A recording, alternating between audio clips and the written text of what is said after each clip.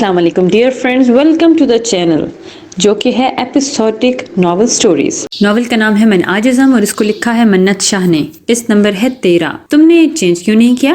Shower لے لیتی، تھوڑا فریش فیل کرتی۔ اسے ایسے ہی منہ دھو کر باہر آتا دیکھ کر ارحان نے پوچھا تھا، تمہاری اطلاع کے لیے عرض ہے جس غنڈہ گردی سے تمہارا بھائی مجھے اٹھا کر لایا ہے، مجھے بیگ پیک کرنا یاد نہیں رہا۔ اس نے تلخ لہجے میں اس پر چوٹ کی تھی۔ کیا تم یہ سب بھول نہیں سکتی؟ اسے اس کا لہجہ بالکل پسند نہیں آیا۔ ایک یہی تو تم سب میں چاہ کر بھی بھول نہیں سکتی۔ تم دونوں بھائیوں نے میری زندگی بدل دی ہے، میں چاہ کر بھی اس رشتے کو اور تمہیں ایکسیپٹ نہیں کر سکتی، کہتی وہ واش روم سے واک آؤٹ ہو کر گئی تھی بغیر اس کا جواب سنے۔ پھر وہ کمرے سے بھی چلی گئی۔ وہ کمرے سے نکلی تھی کہ سامنے سے زارا اور اذہان آتے دکھائی دیے۔ وہ زارا کی طرف پل میں دوڑی تھی اور جا کر اسے حق کیا تھا۔ تم ٹھیک ہو زارا؟ تم یہاں کیسے؟ تم تو منیب انکل کی طرف تھی، کیا پھر سے تمہیں یہ ڈیول اور ڈریگن اغوا کر کے لے آئے؟ تمہیں کچھ کہا تو نہیں انہوں نے؟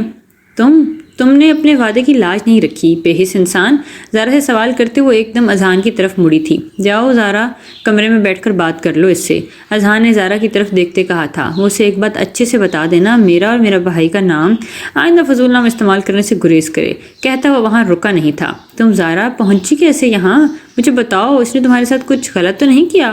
اس کے سامنے بیٹھی نم آنکھوں سے پوچھ رہی تھی۔ مجھے کچھ یاد نہیں ہے عمل، بس میں اتنا جانتی ہوں کہ جب مجھے ہوش آیا تو میں سویران فلیٹ میں تھی، کسی منیب انکل کے گھر نہیں، اور اذہان حیات ملک کی باہوں میں۔ وہ مجھے اٹھا کر یہاں لایا اور پھر ساری رات بغیر کسی وجہ کے اپنے باہوں میں قید کر رکھا۔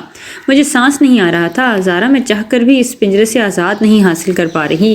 بڑی مشکل سے جب میں خود کو چھڑوا کر اس صوفے کے پاس بیٹھی کہ 2 گھڑی سو پائی تو آنکھ کھولنے پر وہ پھر سے میرے سامنے تھا۔ میں جب آنکھ کھول رہی ہوں میں تب اس کو اپنے بے حد قریب پاتی ہوں۔ میں چاہ کر بھی اس سے جان نہیں چھڑوا پا رہی۔ میں پاگل ہو جاؤں گی زارا۔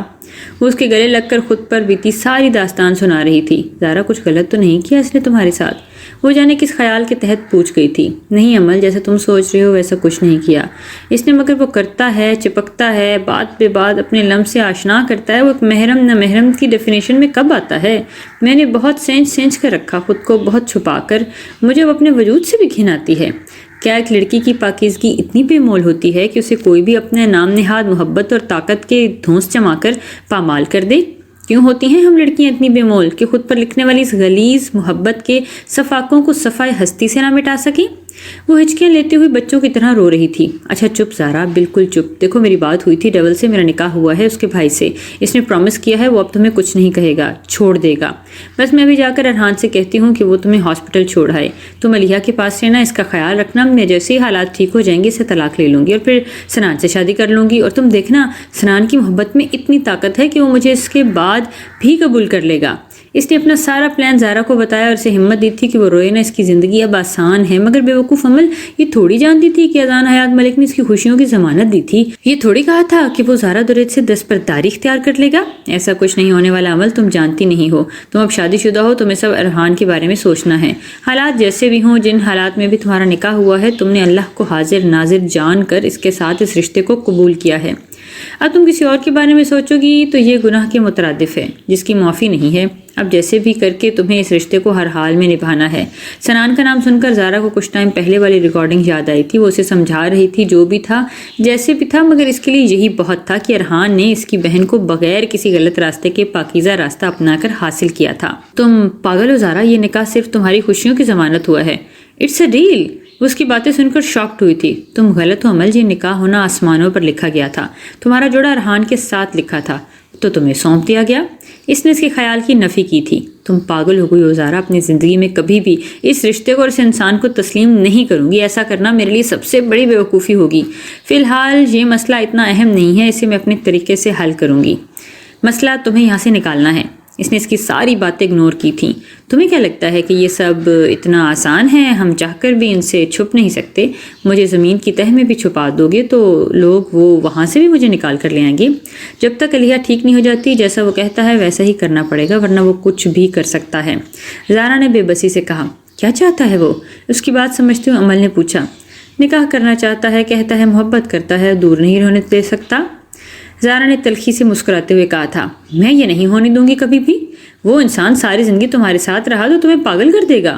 عمل نے نفی میں سر ہلاتے ہوئے کہا تھا، میں بھی یہی چاہتی ہوں کہ میں جتنی جلدی ہو سکے یہاں سے چلی جاؤں، اس لیے میں نے اس سے کہا ہے کہ وہ مجھے علیحہ سے ملوانے لے جائے۔ تبھی میں وہاں ماہر اور سبحان سے اس معاملے میں بات کر سکوں.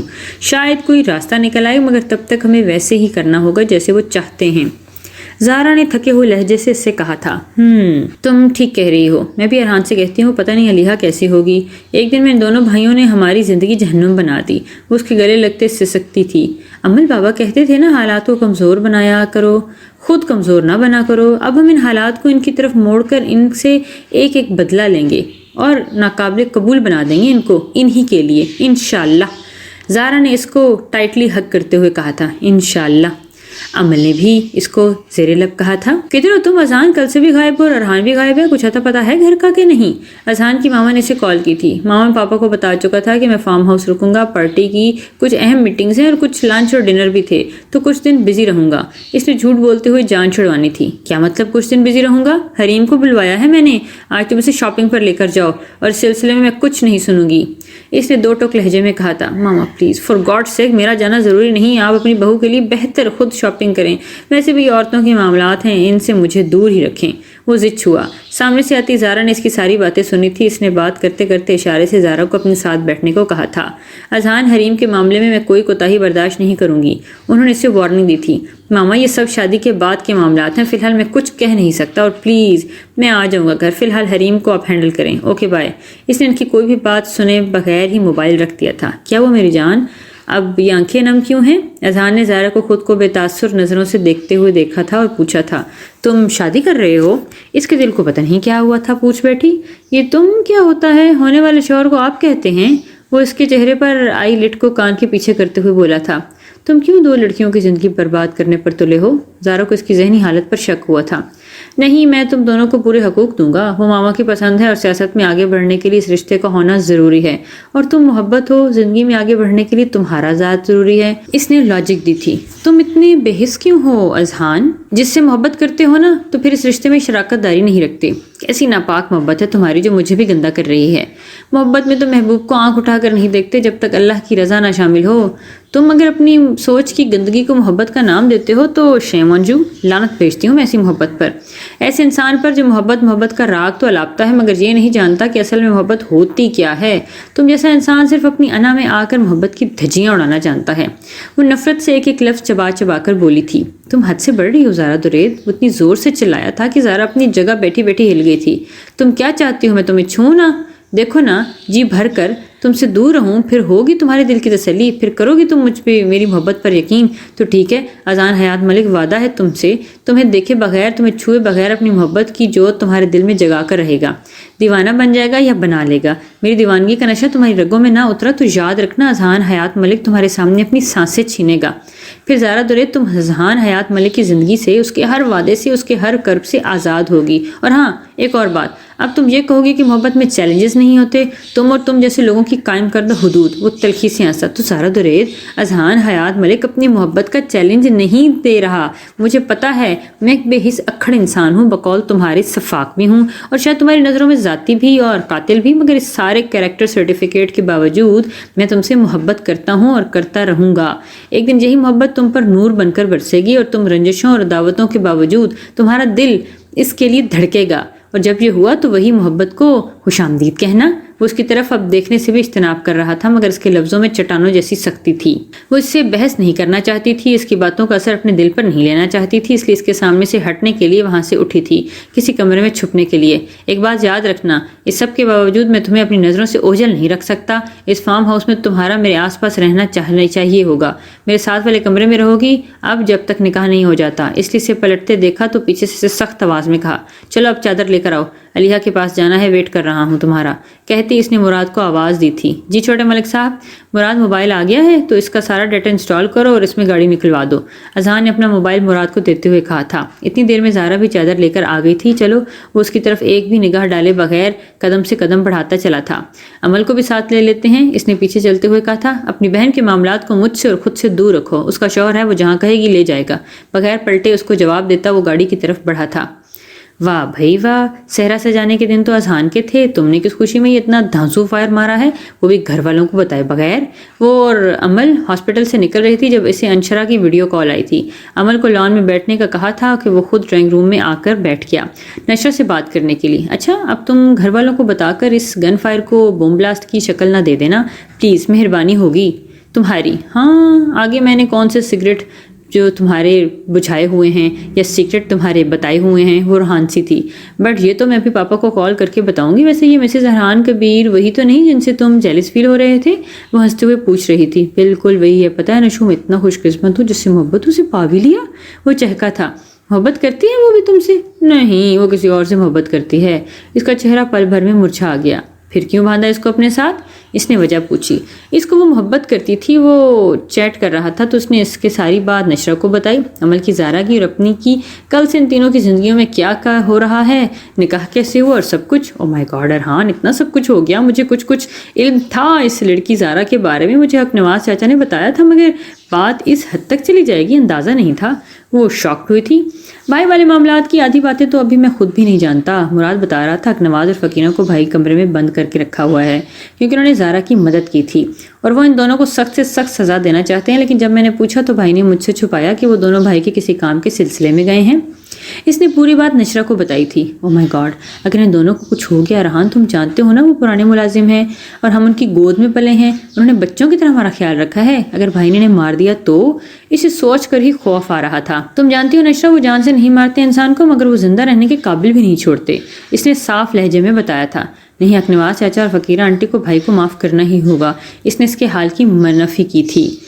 तुम जानती हो वो ज़िद्दी हैं, मेरी किसी बात पर क्या मानेंगे। फिर मैं दुआ करूंगी कि वो मौजूदा हो जाए, इसने आंखें बंद करके कहा था। Hope for the best. इतना सब कुछ हो चुका है, अब तो किसी तूफान के आने का ही खदशा है, इसने ठंडी आँख भरते हुए कहा था।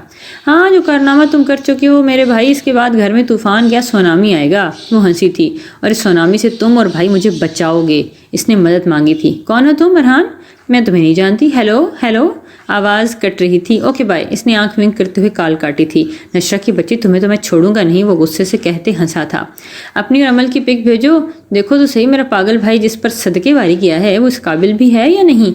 इसे कॉल बंद होता नशरे का मैसेज आया था। चलें, वो जो लॉन में बैठी थी इसके कहने पर उठ खड़ी हुई थी और इसके कहने पर वो बैठ की भी थी। रुको, स्माइल। इसने इसको बगैर कोई मौका दिए मोबाइल का कैमरा ऑन करके इसकी पिक ली थी। इस फजूल हरकत का मतलब? वो गुस्से से इसके साथ चलते पूछ रही थी। मेरी बहन अपनी क्यूट भाभी को देखना चाहती थी, इसने नशरा को पिक भेजने का कहा था। बेहतर है कि तुम ये रिश्ते अपने तक ही रखो क्योंकि बहुत जल्द मैं तुम्हें छोड़ने वाली हूँ, उसने नफरत से कहा था। मैं सोच रहा था आज रात इस रिश्ते का बाकायदा आगाज़ किया जाए क्योंकि मुझे बच्चे बहुत पसंद हैं और मुझे लगता है कि मेरे बच्चे रेड अनार की तरह होंगे, खूबसूरत। इसने गाड़ी में बैठते उसके गाल खींचे थे और उसकी बात सुनकर गुस्से से लाल हुई थी। अगर रेड चिली बन जाऊंगी तो अपने जज्बात बंद में नहीं बांध सकूंगी, यही उठाकर सीधा बेडरूम ले जाऊंगा, इसने इसकी कमर के हाथ डालकर खींचकर करीब करते हुए कहा था। शर्म कर लो थोड़ी सी, नहीं तो किसी और से ही ले लो। निकाह का हरगिज मतलब नहीं कि तुम अपनी मनमानियां करो, इसने अपनी कमर छुड़वाते शीशे वाली साइड पर चिपकते हुए कहा था। हाँ, निकाह का बिल्कुल ये मतलब नहीं कि मनमानियां करो, बल्कि निकाह का मतलब है अपने हसीन बीवी को उसका पूरा हक दो, बल्कि एक्स्ट्रा हक दो। वो उसकी तरफ फ्लाइंग किस उछालते से मजीद चढ़ाते हुए बोला। तुम ना दफा, तुमसे बात करना ही फजूल है, इसने गुस्से से कहते गाड़ी के शीशे से बाहर देखना शुरू कर दिया। अमल उसके गिरदोनवा में अरहान कबीर मलिक को दी जाने वाली बद्दुआओं का सिलसिला शुरू होता है। वो उन जानदार कहका लगाते बोला था, मगर याद रखना बीवी की बद्दुआएं शौहर को नहीं लगती बल्कि शौहर को अपनी बीवी से मजीद प्यार करने पर मजबूर करती हैं। इसने एक हाथ बढ़ाकर इसके पेट में गुदगुदी करी थी। हा हा हा, लिहा मत करो यार, छमछम नहीं करो, हंसते हुए इसके मुंह से बेसाख्ता निकला था और फिर इसकी आंखों में नमी भरी थी और सामने की तरफ देख रहा था और वो चुपचाप आंसू बहा रहा था। उसने एक हाथ बढ़ाकर उसके पेट में गुदगुदी करते कहा था। हा हा, अलेहा मत करो यार, छमछम नहीं करो, हंसते हुए इसके मुंह से बेसाख्ता निकला था और फिर इसकी आंखों में नमी भरी थी। अरहान ने सर्द आह भरकर सामने की तरफ देखा था, वो चुपचाप आंसू बहाने लगी थी, ऐसे सिर्फ उसे गुदगुदी अलेहा ही करती थी। और आज अब देखा जाए तो अरहान वो बेआवाज़ आंसू बहाने लगी थी। वो तकलीफ़ में थी। अरहान इसको तसल्ली नहीं देना चाहता था क्योंकि कहीं ना कहीं इसकी सब तकलीफ़ों का बाइस वो दोनों भाई ही थे। जितना सब कुछ वो बखेर चुके थे उसे समेटने में वक्त चाहिए था। मैं कब से पूछ रही हूँ कि ज़ारा और अमल कहाँ हैं, मुझे कोई क्यों नहीं बता रहा। आप पीटरमैन, علیحا نے نکاہت زدہ لہجے میں پوچھا تھا۔ کیسی ہو لٹل چیمپ؟ ماہرہ نے آتے ہی اس کی پیشانی سے بال ہٹانے کو کہا تھا۔ ماہر بھائی، زارا اور عمل ٹھیک ہے نا؟ اسے پتہ نہیں کیوں فکر ہو رہی تھی۔ بالکل ٹھیک ہیں، بس انہیں لینے جا رہا ہوں، اور یہ تمہارے لیے۔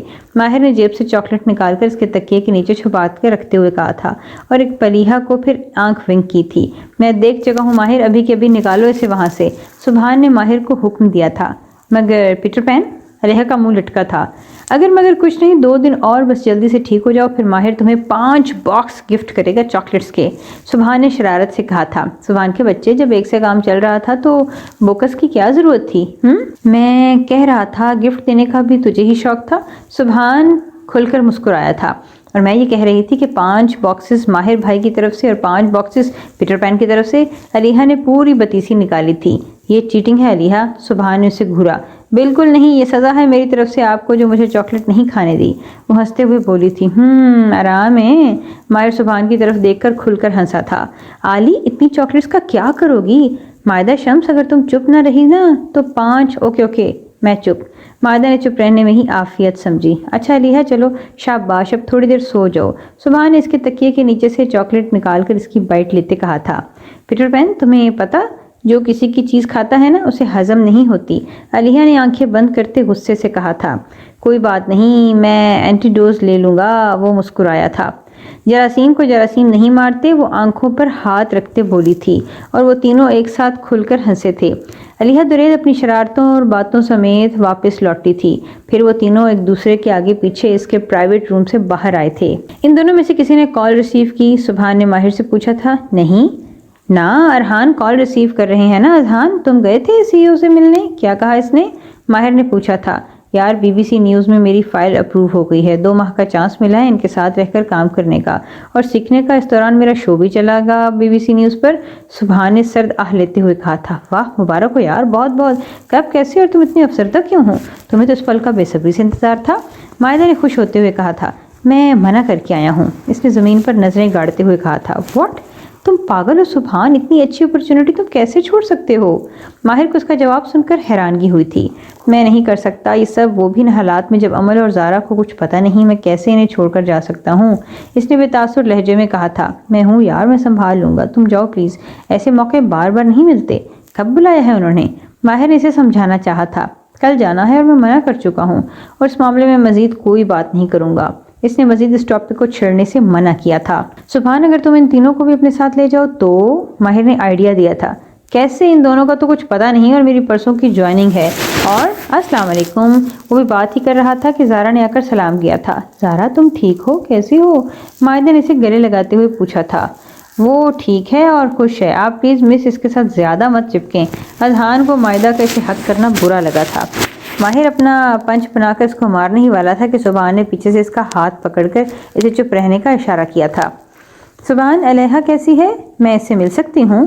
زارا نے سبحان کی طرف دیکھتے ہوئے کہا تھا۔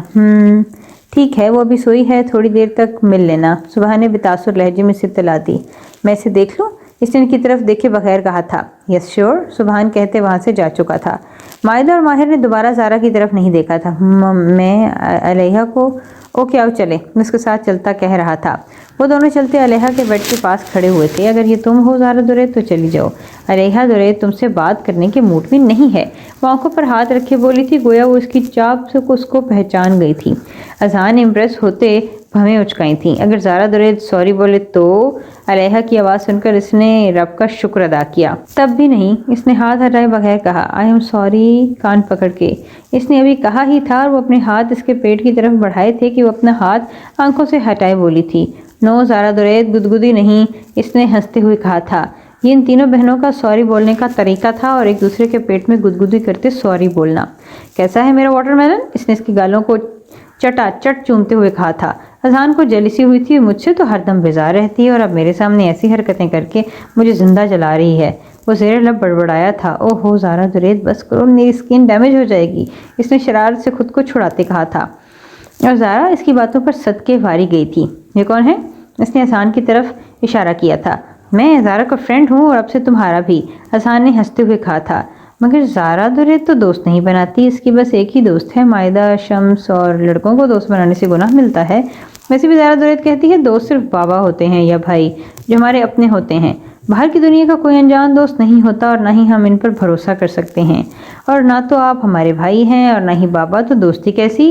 اور زارا تو ایک اچھی لڑکی، اور اچھی لڑکیاں لڑکوں کو دوست نہیں بناتی۔ آنکھیں مٹکاتی اذہان کو زارا کا دیا ہوا درس دے رہی تھی، اور اذہان کو وہ چھوٹی سی گڑیا اتنی اچھی لگ رہی تھی کہ اس کے دل نے افسوس کیا تھا کہ اس چھوٹی سی جان کے لیے وہ اتنا بے حس بنا رہا تھا۔ ٹھیک کہہ رہی ہو علیحا، یہ ماہر بھائی اور سبحان بھائی کے فرینڈ ہیں، آپ سے ملنا چاہتے ہیں تو میں ساتھ لے آئی۔ زارا نے بات ختم کرتے ہوئے کہا، میں جانتا ہوں میں تمہارا سگا بھائی نہیں ہوں، مگر اگر میں کہوں کہ میں تمہارا بھائی بننا چاہتا ہوں تو کیا تم مجھے اپنا بھائی بناؤ گی؟ بالکل ماہر اور سبحان کی طرح۔ اس نے اس کے آگے ہاتھ کرتے ہوئے کہا تھا، آپ بہت ہاٹ ہو پر آپ بہت بڑے ہو۔ بھائی بنانے کے علاوہ اور کوئی چانس نہیں ہے؟ علیحا نے اس کے ہاتھ پر ہاتھ رکھتے کہا تھا، اور زارا نے اسے گھورا تھا۔ یہ سب باتیں سے عمل نے جو سکھائی تھیں۔ اذہان کا جاندار کہکا گونجا تھا اور وہ دل سے مسکرایا تھا۔ اسے یہ میٹھی سی نوک جھوک مزیدار لگ رہی تھی۔ عمل کہاں ہے؟ اس نے زارا کی طرف دیکھتے ہوئے پوچھا تھا۔ عمل یہاں ہے، عمل نے سامنے سے آتے کہا تھا اور پھر اسے ہگ کرتے اس کی پیشانی چومی تھی۔ تم نے ڈرا دیا تھا چھم، عمل نے اس کے کان کے پاس سرگوشی کی تھی۔ بھائی یہ مجھے چھم کہہ رہی ہے، اس نے اذہان کی طرف دیکھتے کہا تھا۔ بالکل ویسی ہی پکار تھی جیسے وہ دریز صاحب کو دیا کرتی تھی جب عمل اسے چھم کہتی تھی۔ عمل اور زارا نے ایک دوسرے کو ایک دم دیکھا تھا۔ عمل نہیں کرو، آج سے علیحا کو کسی نے چھم بولا نا تو میں اس کو لیس کے پیکٹ میں ڈال کر اس پیکٹ کو ڈنڈے سے ماروں گا، اس نے عمل کو وارن کیا تھا۔ ہا ہا ہا، عمل کا چومر لیس، علیحا نے کہتے جی جان سے کہکا لگایا تھا اور اذہان کو ہائی فائی دی تھی۔ کیا میں علیحا اذہان گینگ میں شامل ہو سکتا ہوں؟ ارحان نے اذہان کے پاس کھڑے ہوتے ہوئے کہا تھا۔ آپ کون؟ علیحا نے اس کی طرف دیکھتے کہا تھا۔ یہ میرا چھوٹا بھائی ہے، اذہان نے کہا۔